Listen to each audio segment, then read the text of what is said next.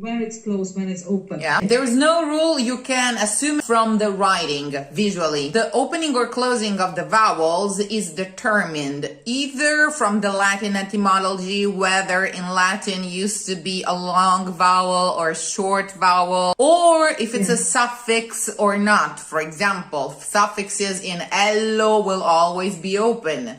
Suffixes in ea, marea, andrea, platea will always be open.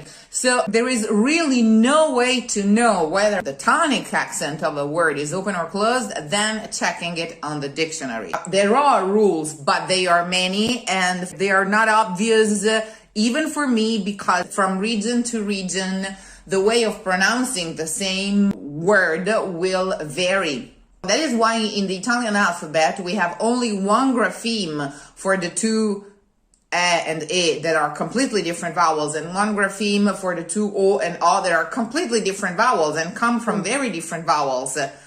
Because in the different regions of Italy, they were pronounced in very different ways, so there was no point differentiating them. From, we say cosa in Puglia, in southern Italy, and they say cosa in Tuscany and cosa elsewhere. So there was no point differentiating them in the written Italian, because there were too many variables in the Italian speeches. So we only have 5 graphemes. Do you have some kind of right Italian in like Milano or in Rome? The TV Italian, the TV announcers Italian, is not spoken anywhere in Italy. It's just standard Italian diction that doesn't really exist anywhere. The cadenza, the musicality of the word is one thing, and that's very strong wherever you go. In Rome is very, very strong. In Tuscany is very, very, very strong. And there is not one region where you cannot feel really strongly the typical regional inflections and musicality. But vowels-wise, as accuracy of the vowels, one of the most accurate is the Roman and, of course, the Tuscan. For example, in Rome, they will say Cesare. In Tuscany, they will say Cesare. And everywhere else, you will hear, in English, you will hear Caesar, okay? But in Roman, it makes more sense, because in Latin, it used to be Caesar with an AE, the way I write it in Cantare Italiano, like with an AE.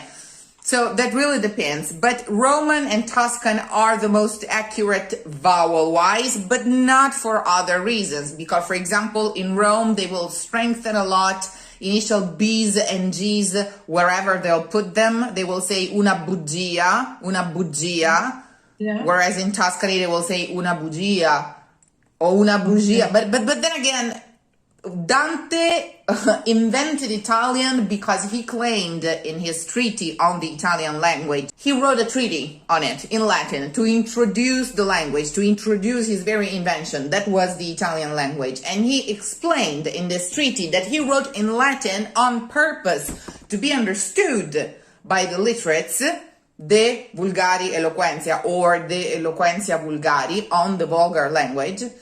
Why he picked out of all the Italian speeches the best features, because all of the Italian speeches had bright sides and downsides. All of them had some too popular, vulgar, and regional odors that had to be somehow purified. But at the same time, all of them had in common some sort of clarity and transparency that was typical of the Italian. He claimed that he was searching for a language that was illustrious, that was shiny, that could reflect the light, and that didn't have the downsides of the local speeches, but only the bright sides that were common to all of the local speeches.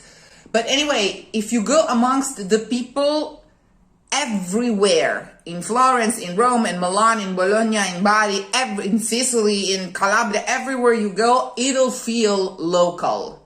The TV Italian doesn't exist anywhere. That's the thing. That's its magic. And it didn't exist anywhere, not even when it was invented.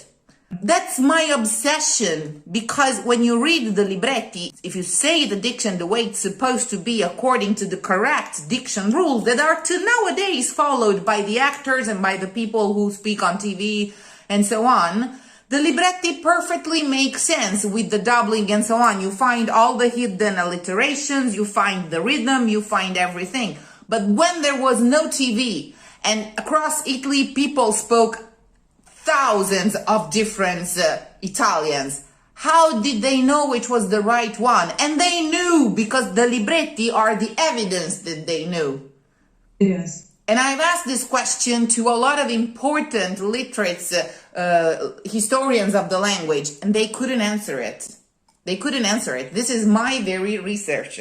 So there is no real existing correct Italian nowhere in Italy, but at the same time, there is one standard Italian that is studied by those who study diction, actors, TV announcers, and so on. And that is the same Italian that was thought by the poets who wrote poetry and opera libretti. How did they know? How did they transmit that and wrote according with that musicality? To this day, we don't know. I guess the only thing that drove them was musicality itself. There is no other answer. We don't know. Does that answer your question?